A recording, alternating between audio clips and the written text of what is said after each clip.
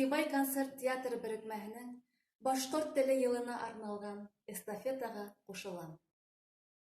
Лариса Абдуллина. Һин боронғо яугир башҡорт теле. Еңеп сыҡтың бик күп алыштан. Сынйыр сыңы, ҡылыс тауыштары ишетелә алыҫ-алыҫтан.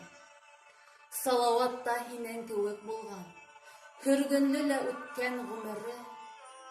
Ауылдарҙа һине һаҡлағандар, көлгә күмгән кеүек күмерҙе.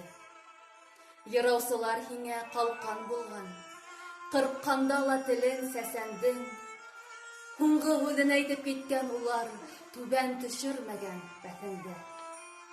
Һин дәүләттең именлеге, телем, һалдат кеүек хаҡта бөгөн дә. Халҡың киләсәген йөкмәп алдың, һин күтәрҙең намыҫ йөгөн дә. Башҡорт теле, һин сабыйым кеүек ғәзиз.